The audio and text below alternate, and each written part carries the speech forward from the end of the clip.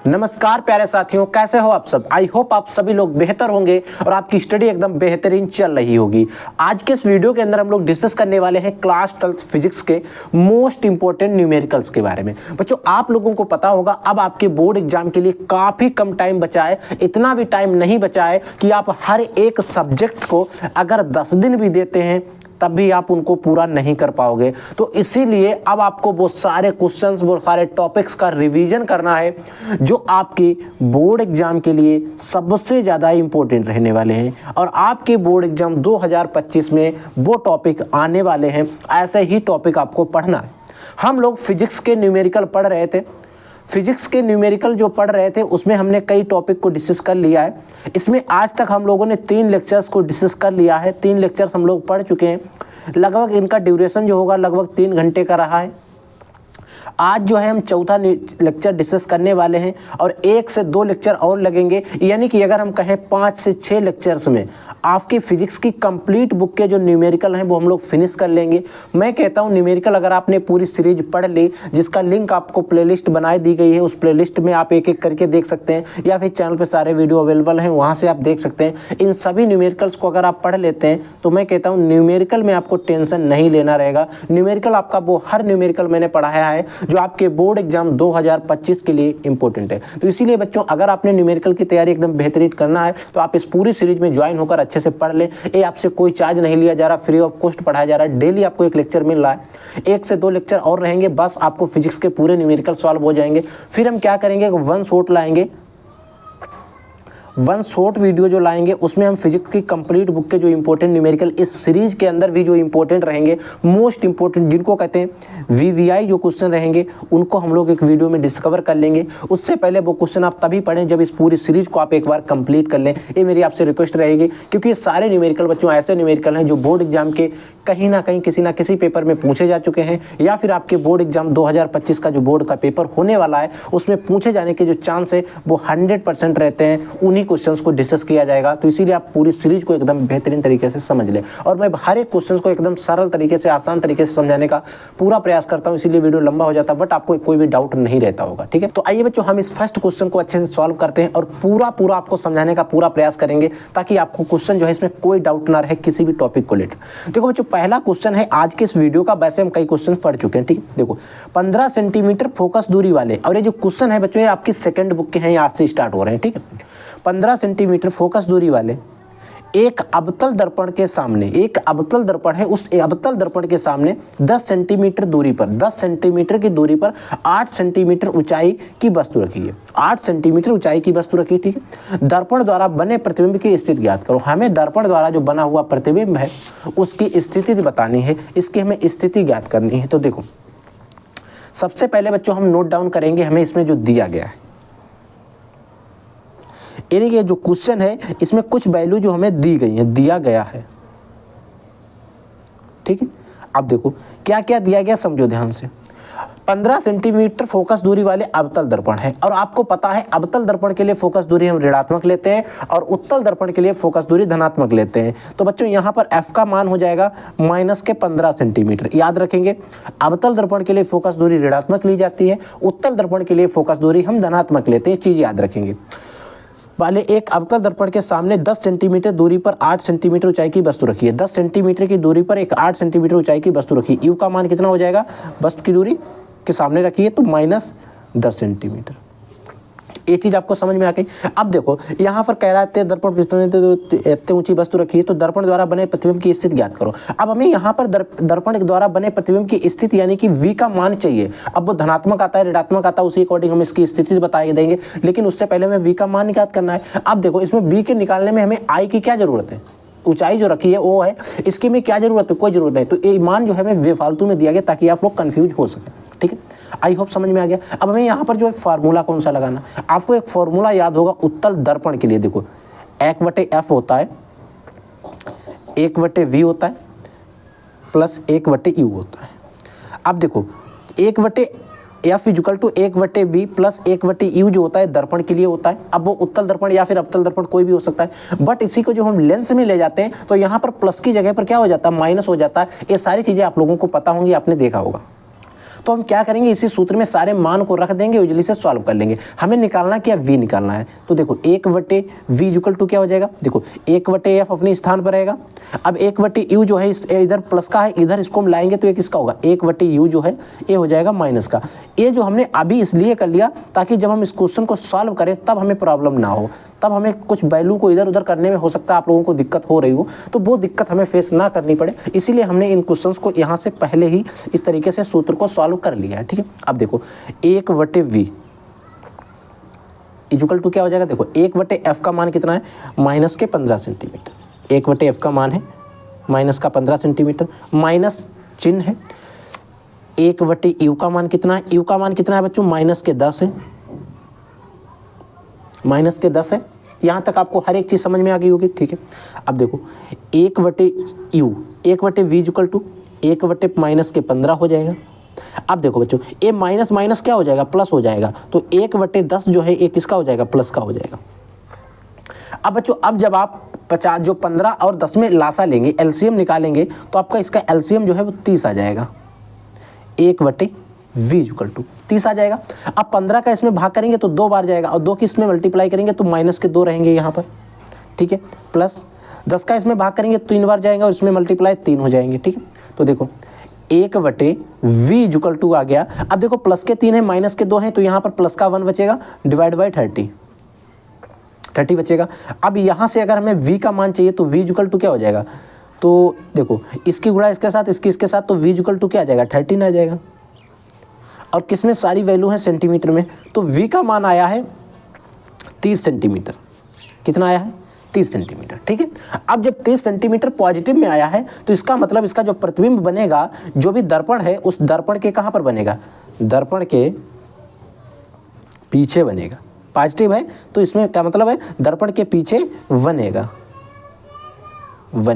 प्रतिबिंब की स्थिति कैसी होगी, दर्पण के पीछे होगी, ऐसा लिखें, दर्पण के पीछे होगी। ठीक है, इतना लिखते हैं। इसमें प्रतिबिंब की स्थिति जो पूछी गई थी, तो प्रतिबिंब की स्थिति कैसी रहेगी, दर्पण के पीछे। अगर माइनस आता तो हम कहते हैं दर्पण के आगे बनेगा। आई होप जो ये न्यूमेरिकल था फर्स्ट वाला आपको एकदम बेहतरीन तरीके से समझ में आ गया होगा। ठीक है, समझ में आ गया। अब हम बात करते हैं अगला जो न्यूमेरिकल है दूसरा, उसको भी अच्छे से समझेंगे ताकि वो भी हमें समझ में आ जाए। तो देखो जो दूसरा न्यूमेरिकल, इसे भी ध्यान से समझेंगे तो इजीली से ये भी सॉल्व हो जाएगा। सेम तरीके से सॉल्व करना है, सेम चीजें, वैल्यू चेंज है। देखो कह रहा है एक प्रकाश की एक किरण है, वायु से कांच के पृष्ठ पर 45 डिग्री पर आपतित होती है। वायु से क्या हो रही है, कांच के पृष्ठ पर 45 डिग्री पर आपतित हो रही है। ठीक है, तो कह रहा है यह 15 डिग्री विचलित होती है। ठीक है, 15 डिग्री विचलित हुई तो कांच वायु के पृष्ठ के लिए क्रांतिक कोण की गणना कर रहे हैं। यहाँ पर क्रांतिक कोण यानी कि C का मान बताना है। तो देखो सबसे पहले हम लिखेंगे दिया गया है,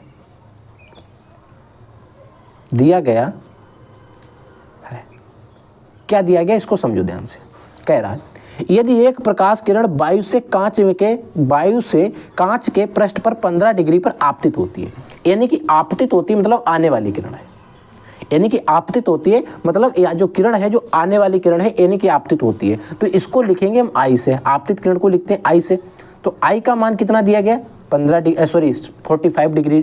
ठीक है, कह रहा है तो यह 15 डिग्री पर विचलित होती है, यानी कि यहाँ पर जो विचलन कोण दिया गया है, डेल्टा का मान दिया गया, इसको लिख लें। विचलन कोण को हम डेल्टा से लिखते हैं, तो डेल्टा का मान दिया गया 15 डिग्री। ठीक है, कह रहा है 15 डिग्री पर आपतित होती है तो कांच के पृष्ठ के लिए क्रांतिक कोण की गणना करना है। अब हमें चाहिए कि अपवर्तन कोण है, और अपवर्तन कोण का हमें सूत्र पता होना चाहिए। देखो अपवर्तन कोण अगर हमें निकालना है, क्या निकालना है, अपवर्तन कोण। जो अपवर्तन कोण का जब हम मान निकालेंगे, अपवर्तन को R से लिखते हैं, तो अपवर्तन कोण का जो मान हो जाएगा I minus delta F, delta हो जाएगा। ठीक है, अब देखो I का मान कितना दिया गया, 45 डिग्री दिया गया है। डेल्टा यानी कि जो विचलन कोण दिया गया 15 डिग्री दिया गया है। ठीक है, तो अपवर्तन कोण जो R का जो मान हो जाएगा वो मान हो जाएगा 13 डिग्री, यानी कि बच्चों जो अपवर्तन कोण का जो मान आएगा वो 13 डिग्री आएगा, इसका 13 डिग्री एंगल आएगा। ठीक है, समझ में आ गया। अब देखो अब यहाँ से मेन क्वेश्चंस को हम लोग सॉल्व करेंगे। हमने यहाँ तक जो कोण है वो तो निकाल लिया, हमें डेल्टा तो बेकार में दे दिया, विचलन दे दिया, हमें डायरेक्ट अपवर्तन कोण दे देता I और R के मान हम तो इजीली से सॉल्व कर लेते। हम लिखेंगे वायु से कहाँ जा रहा है, कांच में, वायु से कांच के लिए वायु से कहाँ जा रहे हैं बच्चों हम लोग? कांच में। तो वायु से कांच के लिए क्या हो जाएगा? देखो, एक आपने सूत्र पढ़ा है n equal to sine i बटे साइन आर, एक सूत्र पढ़ा था। आई होप आपको याद भी होगा ये सूत्र, ठीक है। बट एक सूत्र हमने और पढ़ा है, क्रांतिक कोण n इक्वल टू 1 बटे साइन सी, ये सूत्र भी पढ़ा है। क्रांतिक कोण के बारे में आप लोगों ने पढ़ा है, ठीक है। अब हमें क्या करना, सी का मान चाहिए, क्रांतिक कोण चाहिए, तो n के स्थान पर हम ये रख सकते हैं, तो 1 बटे साइन, या पहले आप इसको लिख लो, देखो, हाँ, 1 बटे sine C equal to sine i बटे साइन आर, ठीक है। अब ये जो सूत्र आ गया, हमने इसको बना लिया है दोनों वैल्यू को पुट करके। अब इसी में मान रखेंगे और हमारा क्रांतिक कोण का मान जो है इजीली से प्राप्त कर लेंगे। तो देखो, 1 बटे साइन सी इक्वल टू क्या हो जाएगा, साइन आई का मान कितना है, 45 डिग्री है, ये दिया गया है, ठीक है, बटे साइन आर का जो मान कितना है, साइन आर का मान है 13 डिग्री है, दिया गया है, ठीक है। अब इसी को सॉल्व करो और भी आगे देखो, 1 बटे साइन सी, हर एक चीज को एक एक करके सॉल्व करेंगे। देखो, साइन जो 45 अंश आया, 45 डिग्री 45 डिग्री है, इसका मान कितना होता है? अब बच्चों जब साइन 45 की आप बात करते हैं तो साइन 45 का मान होता है 1 बटे √2 बटे क्या आ जाएगा, साइन 30 डिग्री का, साइन 30 अंश का मान होता है 1/2 होता है, ठीक है। तो इसको सॉल्व करेंगे, अभी साइन सी नहीं लिख रहे, ठीक है, उसको लिख लेंगे। देखो, 1 बटे √2, इसकी तिरछा मल्टीप्लाई 2 ऊपर 1 नीचे, यानी कि बच्चों आ गया 2/√3। हम इसमें क्या करेंगे, √2 से ऊपर नीचे मल्टीप्लाई करेंगे, ऊपर नीचे, तो ये देखो क्या आ जाएगा, ऊपर आ जाएगा 2 और √2 गुणे √2 ये होता है 2। अब इसको इससे कैंसिल कर देंगे, तो 1 बटे साइन सी इक्वल टू बचा √2। इतना आपको समझ में आना चाहिए, आ गया समझ में, ठीक है। 1 बटे √2 बचा। अब देखो, अगर हमें सी चाहिए तो साइन सी, अगर हमें सी चाहिए तो सी इक्वल टू क्या हो जाएगा, देखो ये आपका साइन जो है इधर आ जाएगा, साइन इनवर्स हो जाएगा, ठीक है। अब ये देखो, ये साइन सी चाहिए, अगर इसके बटे में 1 होता है, इसके बटे में 1 मान लो होता अगर, तो इसकी मल्टीप्लाई इसके साथ होती, तो ये जो 2 है वो साइन सी के साथ में जाता और साइन सी के साथ में जाता, इसका मतलब इसमें मल्टीप्लाई हो जाती, तो ये √2 है वो नीचे आ जाता। तो साइन सी का मान आ गया साइन इनवर्स 1 बटे √2। अब आप चाहें 1 बटे √2 का मान भी रख सकते हैं, 45 डिग्री होता है, वो चीज़ अलग है। बट ये जो आंसर आया राइट है, ठीक है। इस तरीके से हमें सॉल्व करना था। आप चाहे लिख सकते हैं साइन 1/2, √1/2 किसका होता है, इनवर्स में है, ठीक है, तो 45 अंश का होता है, ठीक है। तो आप वो भी लिख सकते हैं, अन्यथा उसकी जरूरत नहीं, हमें ये चीज़ पूछी गई थी, हमने इसको निकाल लिया है, ठीक है, क्योंकि यहाँ पर साइन इनवर्स लगा हुआ है, ठीक है। आई होप समझ में आ गया होगा, ठीक है। अगला देखो, अगला आपका तीसरा जो न्यूमेरिकल है, इससे भी ध्यान से समझो। इसमें कह रहा है कि 24 सेंटीमीटर वक्रता त्रिज्या वाले अवतल दर्पण के सामने, देखो 24 सेंटीमीटर वाली वक्रता त्रिज्या वाले, यहाँ पर फोकस दूरी नहीं दे रही है, यहाँ पर कह रहा है वक्रता त्रिज्या वाले एक अवतल दर्पण के सामने 30 सेंटीमीटर की दूरी पर एक मोमबत्ती रखिए, एक मोमबत्ती रखिए के प्रतिबिंब की स्थिति ज्ञात करो। के प्रतिबिंब, इसका मतलब के प्रतिबिंब, मोमबत्ती के प्रतिबिंब की स्थिति ज्ञात करनी है। तो देखो, सबसे पहले हम नोट करते हैं, हमारे पास जो भी वैल्यूज हमें दिए गई हैं, दिया गया है,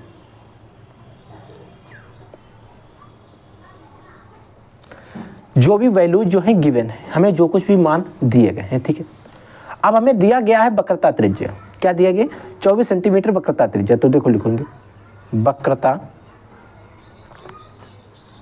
त्रिज्या कितनी दी गई है, वक्रता त्रिज्या इक्वल टू 24 सेंटीमीटर। समझ में आ गया।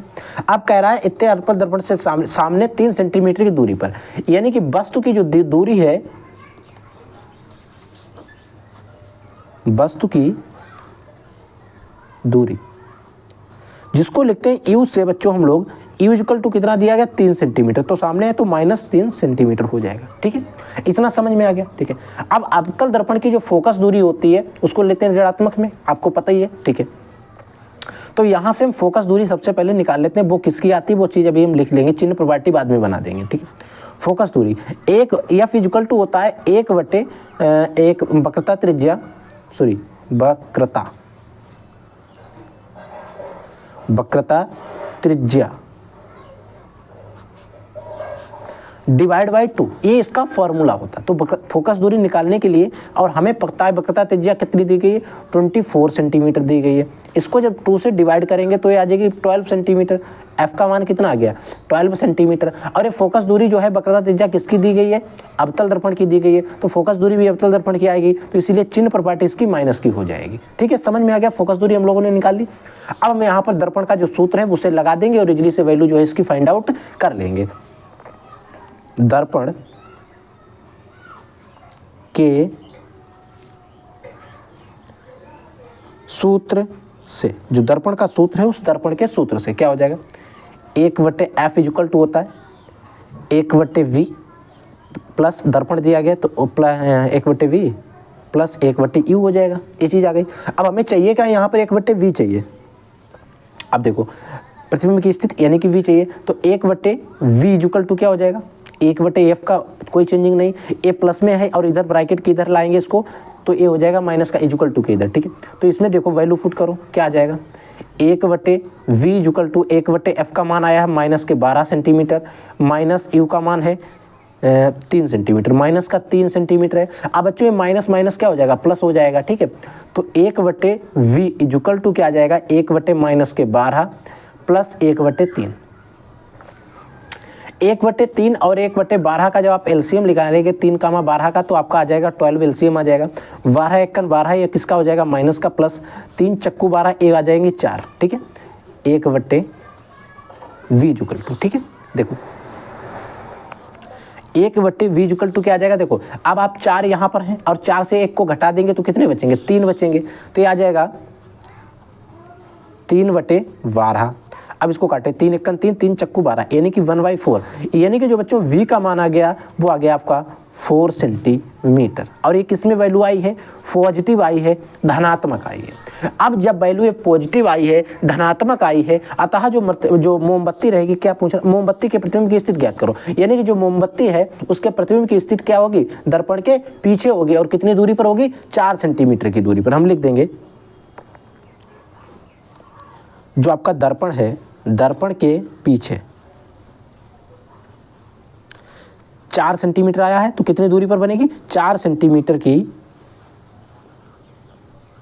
दूरी पर बनेगा। कौन बनेगा, प्रतिबिंब बनेगा। ठीक है, समझ में आ गया। आई होप ये जो न्यूमेरिकल था एकदम बेहतरीन तरीके से आपको समझ में आ गया होगा, कोई भी किसी भी प्रकार का आपको डाउट नहीं रहा होगा। ठीक है बच्चों, आई होप समझ में आना भी चाहिए। ठीक है, अब हम बात करते हैं अगले न्यूमेरिकल की।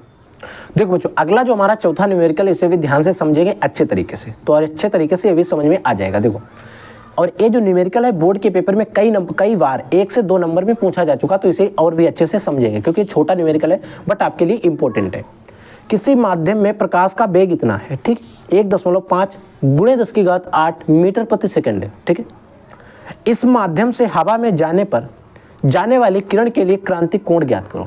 इस माध्यम से हवा में जाने वाली जो किरण है उसके लिए क्रांतिक कोण का मान ज्ञात करो। ठीक है, सबसे पहले हम नोट करते हैं, दिया गया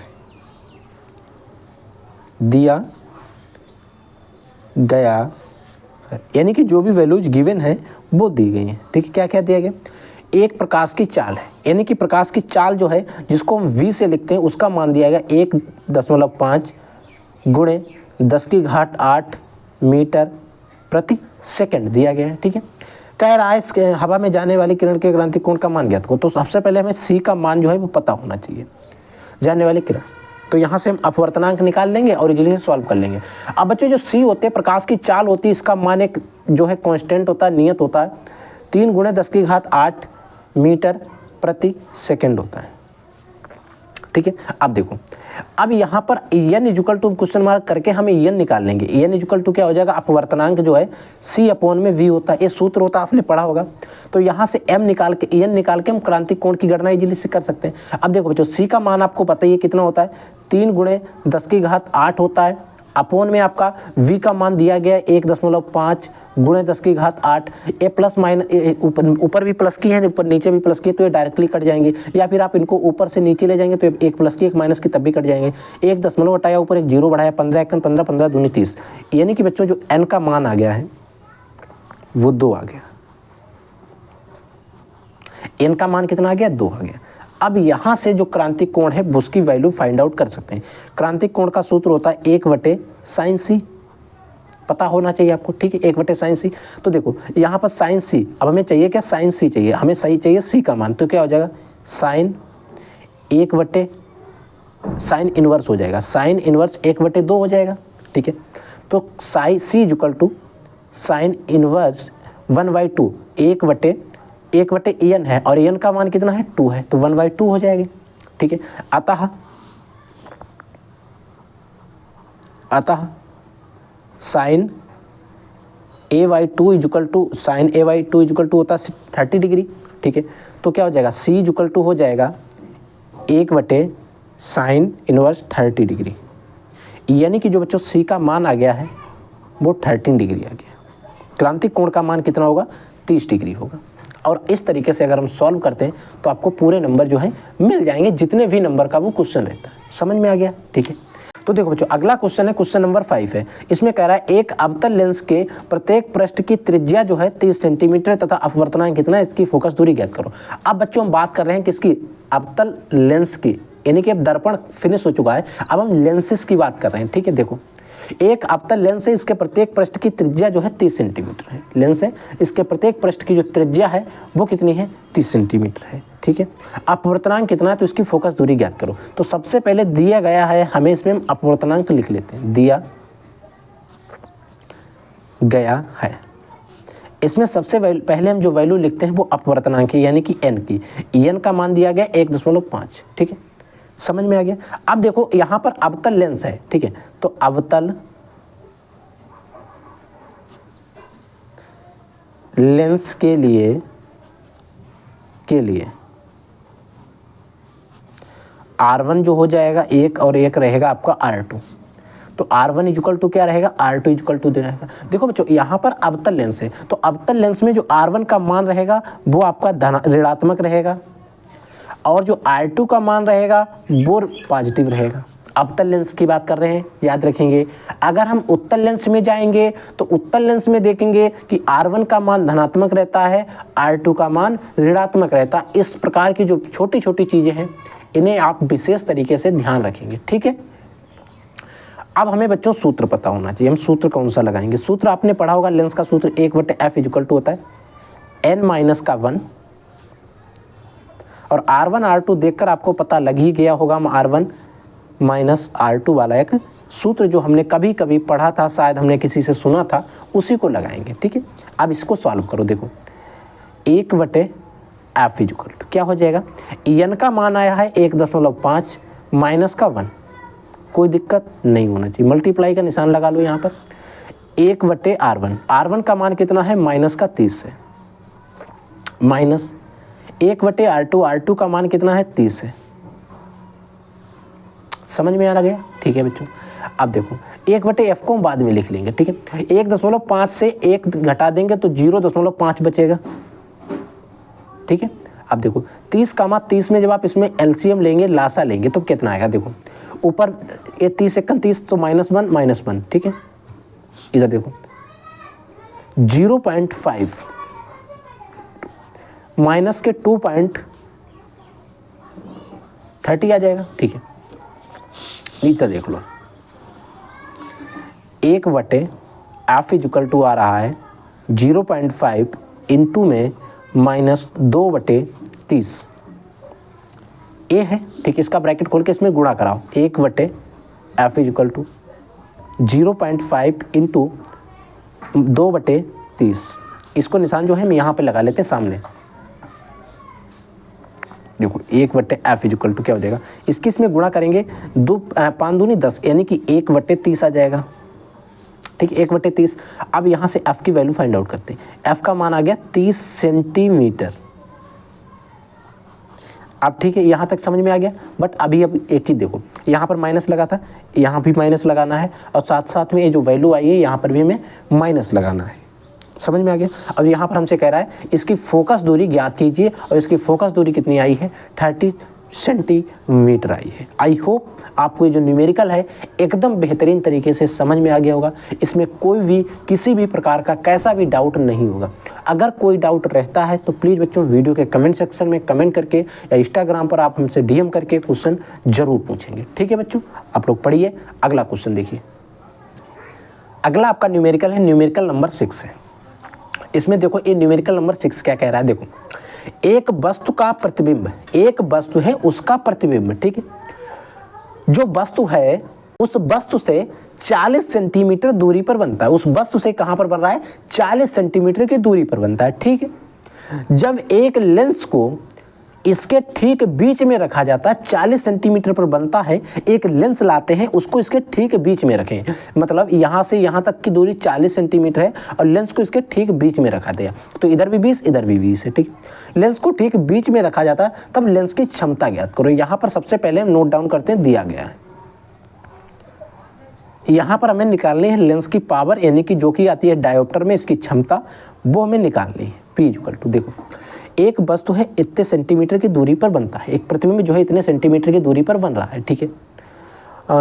एक वस्तु इतनी दूरी सेंटीमीटर बन रहा है, जबकि एक लेंस को इसके ठीक बीच में रखा जाता है। देखो प्रतिबिंब इतनी दूरी पर बन रहा है, ये चीज ध्यान से सुनेंगे इस चीज को। देखो इतनी दूरी पर बन रहा है, ठीक है। मान लो यहाँ पर लेंस है तो इससे वस्तु की दूरी भी 20 सेंटीमीटर रहेगी और प्रतिबिंब की दूरी भी 20 सेंटीमीटर रहेगी। बात तो एक ही है, 40 सेंटीमीटर तो कुल दूरी है। तो यहाँ पर v और u दोनों के मान क्या आएंगे? देखो v का मान तो धनात्मक रहेगा, कोई दिक्कत नहीं।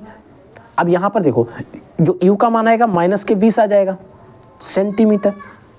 अब आप कहेंगे सर यहाँ पर लिखा तो है वस्तु से 40 सेंटीमीटर की दूरी पर बनता है, और हाँ मान रहे हैं वो चीज लिखी, बट आगे पढ़ो इसको। जब एक लेंस को जब एक लेंस जो है इसको लेंस को इसके ठीक बीच में रखा जाता है, अगर आपके पास इतनी दूरी थी 40 सेंटीमीटर है यहाँ से यहाँ तक, तो अगर ठीक बीच में रखेंगे तो ये लेंस हो गया। इसका प्रतिबिंब इधर बनेगा मान लो, या इधर बनेगा, वस्तु यहाँ पर रखी होगी तो वस्तु की दूरी यही तो मानी जाएगी भाई, पूरी थोड़ी ना मान लेंगे। तो ये 20 सेंटीमीटर वही रहेगी ना। इस चीज़ को ध्यान रखेंगे। अगर हो सकता है आपको कन्फ्यूजन हो रहा हो तो याद रखेंगे बच्चों, इस प्रकार की जो छोटी चीज़ें होती है, ठीक है। यहाँ से सबसे पहले हम एफ निकालेंगे। अब देखो लेंस के लिए सूत्र क्या लगाते हैं? 1/b माइनस 1/u लगाते हैं।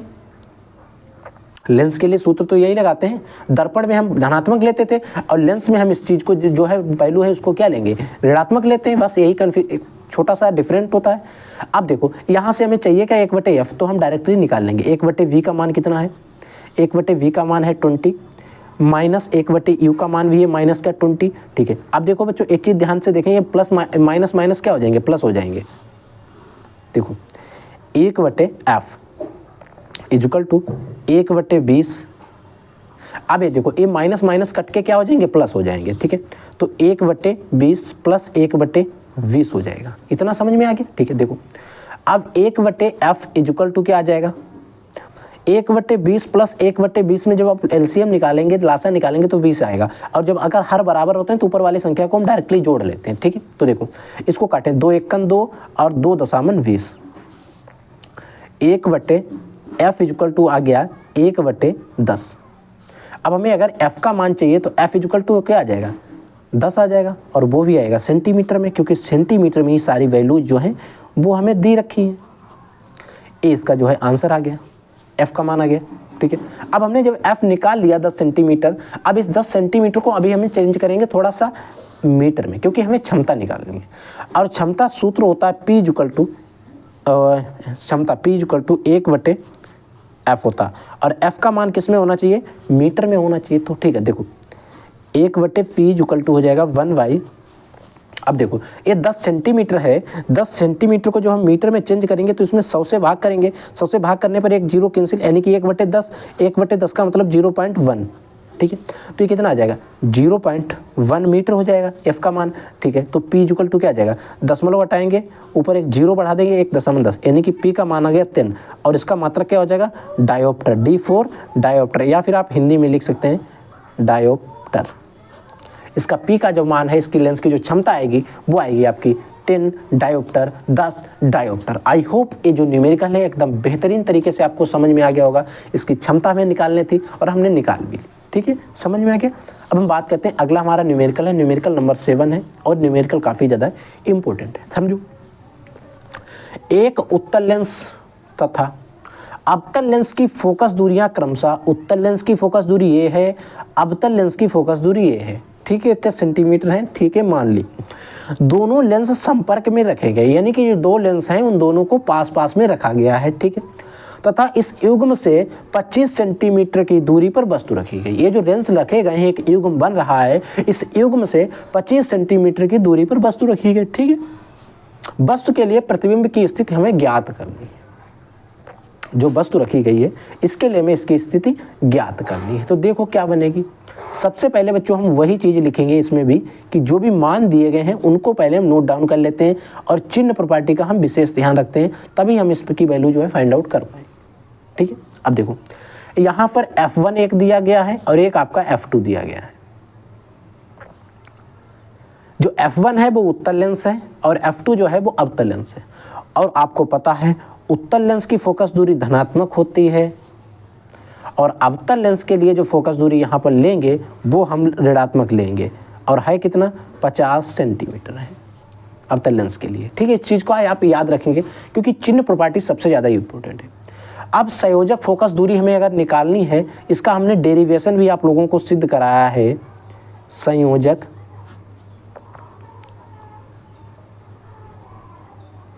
फोकस दूरी, जब हम इसकी संयोजक फोकस दूरी निकालेंगे, ये सूत्र होता है 1/f इक्वल टू 1/f1 धनात्मक यानी कि प्लस 1/f2। ये जो है एक फॉर्मूला होता है, एक सूत्र होता है।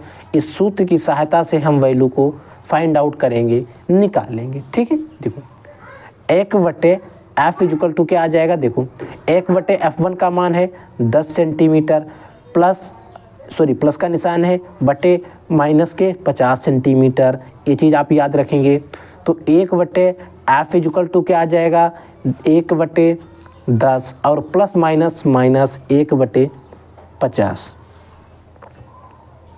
यहाँ तक समझ में आ गया। ठीक है, अब 1/50 में जब हम इसमें लासा लेंगे तो इसका 50 ही लासा आ जाएगा और 10 × 50, 5 माइनस का 1, 50 × 50, यानी कि बच्चों 1/f इक्वल टू आ गया 4/50। अब हमें चाहिए कि यहाँ पर f का मान चाहिए, तो f इक्वल टू क्या आ जाएगा 50/4 सेंटीमीटर। ये आ गया, यहाँ तक समझ में आ गया। ठीक है, अब कह रहा है दोनों लेंस संपर्क में रखेंगे, इस युग्म से 25 सेंटीमीटर की दूरी पर वस्तु रखी गई। इस युग्म से 25 सेंटीमीटर की दूरी पर वस्तु रखी, इसकी प्रतिबिंब की स्थिति बताना है। अब 25 सेंटीमीटर दूरी पर इसमें वस्तु रखी गई है, तो युग्म से कहाँ से, युग्म से वस्तु की दूरी, युग्म जो रखा गया है इस युग्म से वस्तु की दूरी जो यू होती है वो है यू और माइनस क्या हो जाएगा, चिन्ह क्या हो जाएगा माइनस हो जाएगा, माइनस 25 सेंटीमीटर हो जाएगी। अब लेंस का सूत्र जो है उसे हम लगाएंगे 1/f equal to 1/v minus का 1/u। इस सूत्र लगाएंगे, हमें यहाँ पर चाहिए v तो हम निकालेंगे 1/v equal to 1/f minus और इधर लगाएंगे इसको प्लस 1/u। ये जो सूत्र है इसे लगाकर हम वैल्यू को फाइंड आउट करेंगे। तो देखो इधर साइड में हम इसकी वैल्यू को निकाल रहे हैं 1/v इक्वल टू 1/f जो दिया गया, 1/f का मान कितना आया है 50, 1/50/4 सेंटीमीटर, प्लस का निशान है 1/u का मान कितना है माइनस का 25 सेंटीमीटर 25 हो जाएगा और प्लस माइनस माइनस हो जाएगा, यानी कि 1/v इक्वल टू आ जाएगा। अब ये बच्चों इसका 4 जो है ऊपर चला जाएगा तो ये हो जाएगा 4/50 प्लस माइनस 1/25। ठीक है, 25 और 50 का जब आप एलसीएम निकालेंगे तो 50 आएगा, 50 सेकंड 50 और 25 दूनी 50 हो जाएगा। ठीक है, तो 1/v इक्वल टू क्या आ जाएगा 2/50। अब इसकी तिरछा मल्टीप्लाई होगी तो 2v इक्वल टू क्या हो जाएगा 50 और v इक्वल टू क्या आ जाएगा 50/2 25। और इसमें देखो कोई भी वैल्यू ऋणात्मक है नहीं तो v इक्वल टू है 25 सेंटीमीटर। b का जो मान आ गया वो बच्चों कितना आ गया है 25 सेंटीमीटर आ गया। समझ में आ गया। ठीक है। स्थिति जो इसकी प्रतिबिंब की स्थिति क्या होगी, पीछे बनेगा, धनात्मक है इसका मतलब, ठीक है। आई होप ये जो न्यूमेरिकल है 7वां भी आपको एकदम बेहतरीन तरीके से समझ में आ गया होगा। अब हम बात करते हैं अगले न्यूमेरिकल की, न्यूमेरिकल नंबर 8 की। देखो अब बच्चों जो 8वां हमारा न्यूमेरिकल, इसे ध्यान से समझिएगा क्योंकि ये जो न्यूमेरिकल है भी काफ़ी ज़्यादा इंपॉर्टेंट है। 8वां न्यूमेरिकल क्या कह रहा है, इसको समझो। कह रहा है कि 25 सेंटीमीटर दूरी वाले दो पतले उत्तल लेंस संपर्क में रखे गए हैं। इससे 20 सेंटीमीटर की दूरी पर वस्तु रखी गई है। वस्तु के लिए वस्तु एवं उसके बीच प्रतिबिंब की दूरी बताओ। देखो एक 25 सेंटीमीटर फोकस दूरी वाले दो पतले उत्तल लेंस है, ठीक है, संपर्क में रखे गए, पास रखे गए। इससे 20 सेंटीमीटर की दूरी पर एक वस्तु रखी गई, ठीक है। वस्तु के लिए ये जो वस्तु है, उस वस्तु के लिए वस्तु एवं इसके प्रतिबिंब के बीच की दूरी, यानी कि जो वस्तु है और उसके प्रतिबिंब बन रहा है उसके बीच की दूरी, यानी कि दोनों को जोड़ेंगे, ठीक है। सबसे पहले में दिया गया है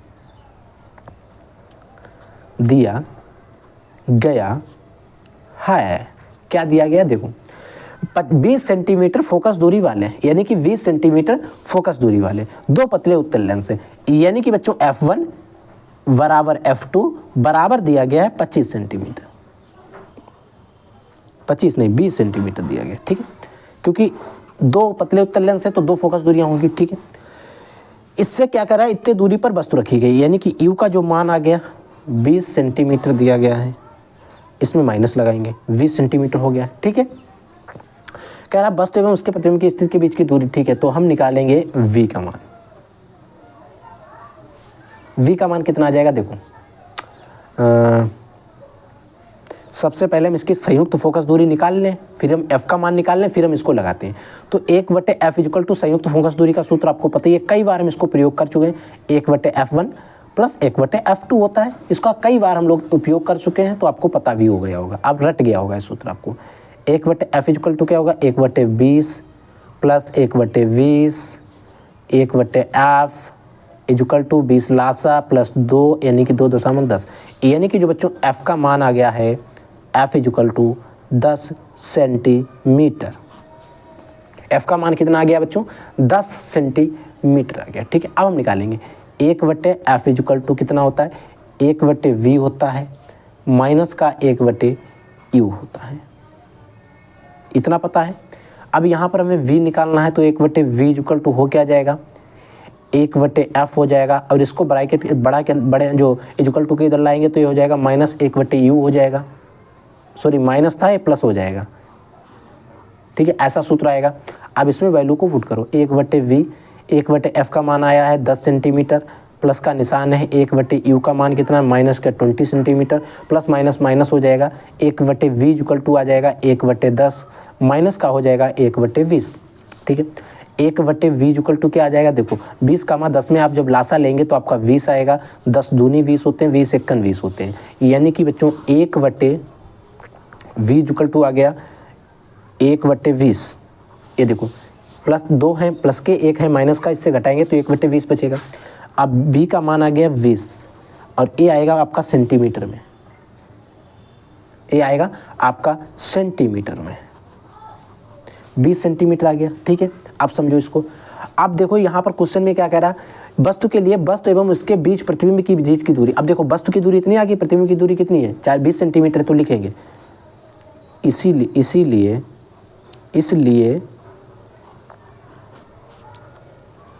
वस्तु एवं उसके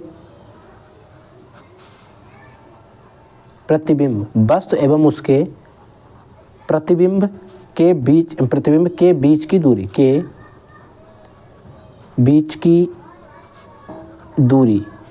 क्या आ जाएगा, U प्लस V दोनों को जोड़ देंगे, हमारा आंसर आ जाएगा। तो देखो U का मान भी 20 सेंटीमीटर प्लस इसका मान भी 20 सेंटीमीटर इक्वल टू क्या आ जाएगा आपका 40 सेंटीमीटर,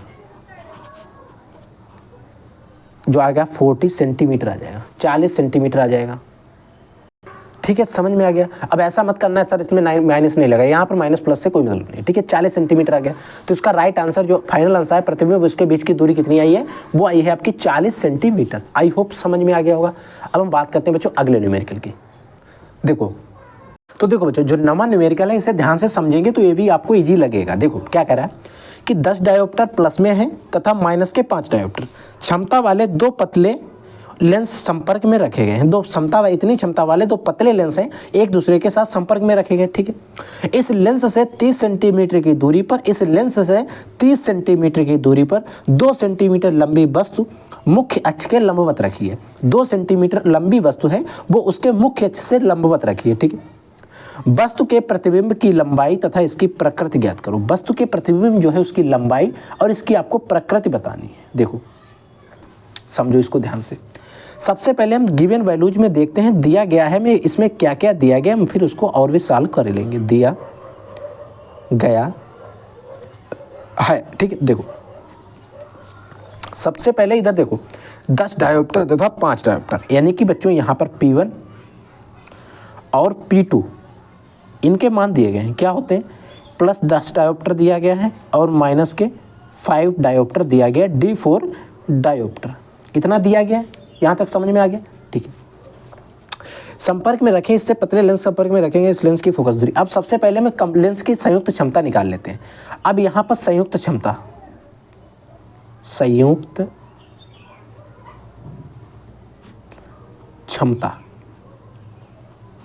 ये बच्चों होती है P इक्वल टू क्या होता है, P1 प्लस P2 होता है। देखो अब P इक्वल टू क्या हो जाएगा, P1 का मान कितना है 10, P2 का मान है माइनस के 5 और प्लस माइनस माइनस होता है, यानी कि बच्चों जो P का मान आया है वो 5 डायोप्टर आया। इसके लेंस की जो क्षमता है वो कितनी है, 5 डायोप्टर है। ठीक है, अब इस क्षमता हमने निकाल ली, इस क्षमता से फोकस दूरी निकालेंगे। अगर हम फोकस दूरी निकालेंगे, फोकस दूरी F इक्वल टू होता है 1/P, 1/P होता है। ठीक है, 1/P जब रखेंगे तो ये मान जो आएगा मीटर में आएगा, और वहीं पर हम यहाँ पर मान जो निकालेंगे सेंटीमीटर में निकालेंगे। तो अब सेंटीमीटर में 1 मीटर में 100 सेंटीमीटर होते हैं, 100 अपॉन में P करेंगे। अब 100/P का मान कितना है 5 और 20 पंचे 100, यानी कि F का मान आ गया बच्चों आपका 20 सेंटीमीटर। यानी बच्चों जो F का मान आ गया है वो 20 सेंटीमीटर आ गया है। समझ में आ गया यहाँ तक? आई होप हर एक चीज़ क्लियर होगी। ठीक है, अब देखो और हमें क्या क्या दिया गया, देखो रखे गए इससे 30 सेंटीमीटर की दूरी पर, यानी कि इससे 30 सेंटीमीटर की दूरी पर, यानी कि जो U का मान दिया गया वो 30 सेंटीमीटर, चिन्ह क्या रहेगा, माइनस रहेगा। इससे क्या रहा है 2 सेंटीमीटर लंबी वस्तु, यानी कि बच्चों यहाँ पर जो O का मान दिया गया 2 सेंटीमीटर लंबी वस्तु है। ठीक है, यहाँ इतना समझ में आ गया। अब हम लगाते हैं इसकी फोकस दूरी और B का मान निकालते हैं। 1/F इक्वल टू होता है 1/V माइनस का 1/U, ये तो आपने पढ़ा ही है। ठीक है, 1/V अगर हमें चाहिए तो क्या होता है 1/F होता है plus minus equal to F होता है, V होता है, U होता है। ठीक है, ये सूत्र जो है हम लोग बना लेते हैं इसको फाइनल में। ठीक है, अब इसी में मान रखो 1/V इक्वल टू 1/F का मान कितना आया है 20 सेंटीमीटर है, प्लस 1/U का मान है माइनस का 30 सेंटीमीटर। तो देखो क्या हो जाएगा 1/V equal to 1/20 plus minus 1/30। अब 1/V इक्वल टू क्या आ जाएगा, देखो 20 और 30, इसमें जब आप लासा लेंगे तो आपका आएगा 60 और 20 यहाँ है 60 माइनस 30 दूनी 60। 1/V इक्वल टू 1/60, यानी कि बच्चों V equal to 60 centimetre. B का मान कितना आ गया है 60 सेंटीमीटर आ गया। ठीक है, अब हमें यहाँ पर निकालना क्या है, इसमें पूछ रहा है वस्तु की प्रकृति तथा इसकी लंबाई। ठीक है, अब देखो अभी प्रकृति हम B के हिसाब से बता देंगे, इसकी एक बार लंबाई और निकाल लेते हैं। अगर हमें लंबाई चाहिए, ठीक है, लंबाई जब हम निकालेंगे तो आपने एक सूत्र पढ़ा I अपॉन में O होता है equal to minus V upon में U होता है। ये सूत्र होता है, ये जो अब माइनस है यहाँ पर लगा है बीचों बीच में है। ठीक है, ऐसे देखो 1/I अपॉन में O equal to B upon में U होता है, और ये माइनस रहता है बिल्कुल बीच में। ठीक है, अब देखो I का मान हमें पता नहीं है, I का मान हमसे जो है I का मान पूछा जा रहा है। ठीक है, क्या पूछ रहा है, हाँ लंबाई I का मान पूछ रहा है। इसकी लंबाई कितनी दी गई है, वस्तु की सेंटीमीटर लंबी वस्तु है 2 सेंटीमीटर, 2 हो गया। B का मान है 60 पता है, U का मान कितना आया है 30 है, और इधर माइनस रहेगा। अब इसकी गुणा इसके साथ, इसकी गुणा इसके साथ, तो देखो 30I 30I इक्वल टू क्या हो जाएगा 60 गुणे 20। ठीक है, तो देखो क्या हो जाएगा I इक्वल टू क्या निकालेंगे हम 60 दूना 60 2 है बच्चों, 120 डिवाइड बाई 30 और इसमें माइनस का निशान रहेगा यहाँ पर, चाहे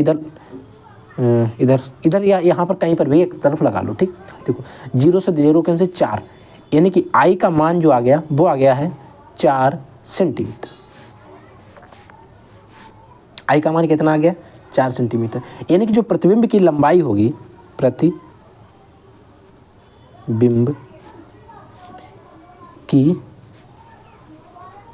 लंबाई जो पूछ रहा था वो आ गई है 4 सेंटीमीटर। ठीक है, अब देखो यहाँ पर इसकी क्या पूछ रहा, प्रकृति किसकी होगी। आप इसकी देखो, कह रहा है पॉजिटिव आया तो पॉजिटिव का मतलब वास्तविक तथा उल्टा, वास्तविक होता है। ठीक है, वास्तविक तथा उल्टा बनेगा, ये चीज़ याद रख लेंगे। ठीक है, समझ में आ गया। तो ये सारे क्वेश्चंस हमने सॉल्व कर लिए। अब हम बात करते हैं अगला, और हमारा आज का जो है लास्ट न्यूमेरिकल रहेगा, उसको भी ध्यान से समझ लो।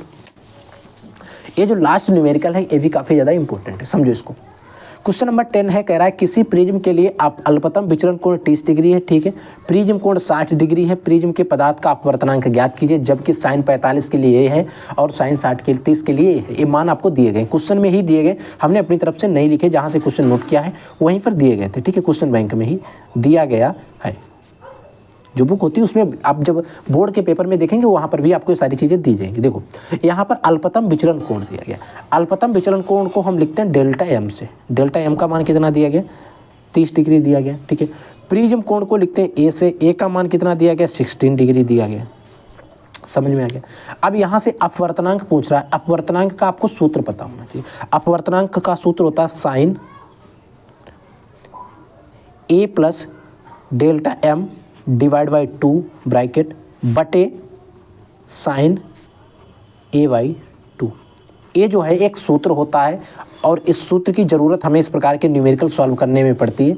सूत्र काफ़ी ज़्यादा इंपॉर्टेंट है। तो देखो इसी में मान रखेंगे और इजीली से सॉल्व कर लेंगे। देखो साइन ए का मान कितना है 60 डिग्री, जो कि यहाँ पर दिया गया, माइनस डेल्टा एम का मान कितना है 30 डिग्री है, सॉरी प्लस का निशान है, प्लस डिवाइड बाई आपका 2 है। ठीक है, इसको ऐसे रखो, डिवाइड बाई करो, साइन ए का मान कितना है 60 डिग्री, डिवाइड बाई करो 2 आएगा। इसको सॉल्व करो पहले। साइन 60 और 30 कितने होते हैं 90, डिवाइड बाई 2 हो जाएगा, डिवाइड करो, साइन 60 बटे 2 करो। इसको जब हल करें 60 दूनी 30 दूनी हो जाएगा, इधर 45 दूना 90 होते हैं। ठीक है, यानी कि बच्चों साइन 45 डिग्री बटे साइन 30 डिग्री, ये मान आया है n का। अब साइन 45 और साइन 30 से देखो, चूँकि हमसे ऊपर कह रहा है साइन 45 का मान 1/2, 1/√2 है, बटे साइन 30 अंश का मान 1/2 है, इसमें अंडर रूट नहीं है, 1/2 है। ठीक है, इसको सॉल्व करो। देखो 1/√2 है, इनटू में इसको ऊपर चला जाएगा 2/1 हो जाएगा। ठीक है, इसको सॉल्व करेंगे तो आपका a आ जाएगा 2/√2। तो n का मान कितना आ गया 2/√2। और a मान थोड़ा हमें अच्छा नहीं लग रहा है, तो हम इसमें क्या करेंगे, √2 से जो 2/√2 है, इसमें √2 से ऊपर नीचे मल्टीप्लाई कराएंगे, ऊपर नीचे √2 से मल्टीप्लाई कराएंगे। तो ऊपर देखो 2/√2 आ जाएगा, नीचे अंडर देखो अगर √2 गुणे √2 का जो हम निकालेंगे मान तो 2 आ जाएगा, और 2 से 2 कैंसिल, यानी कि n का जो मान आ गया है वो बच्चों आपका √2 आ गया है।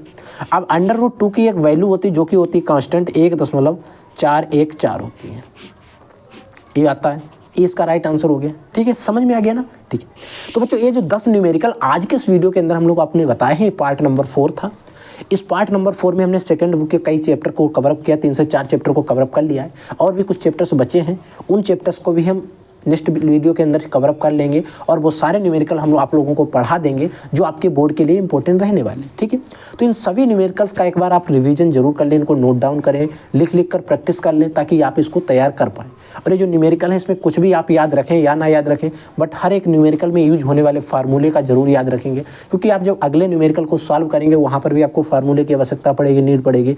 तो आपके लिए सबसे ज़्यादा इंपॉर्टेंट है फार्मूला। वैल्यू हर एक न्यूमेरिकल में चेंज हो सकती है, बट फार्मूला वही लगाना रहेगा। तो फार्मूला और लगाने का तरीका अगर आपको पता होगा तो कैसा भी कहीं से भी न्यूमेरिकल आ जाए आप इजीली से उसको सॉल्व कर पाओगे। अगर आपके मन में कोई डाउट, कोई भी क्वेश्चन होता है, और जैसे हम पढ़ा रहे हैं, मान लीजिए आपको यहाँ पर कोई डाउट हुआ है, अब आप हमसे यहाँ पे तो भेज नहीं सकते, आप अपने फ़ोन में ऐसे स्क्रीनशॉट लेंगे जैसे भी लगता है, इसकी एक आपको फोटो गैलरी में दिखाई देगी, उस गैलरी में फ़ोटो में देखेंगे तो आपको क्या करना है, वो फोटो आप हमें यूट्यूब पर कहीं पर भी भेजने का ऑप्शन है नहीं, आप इंस्टाग्राम पे जाएंगे, SB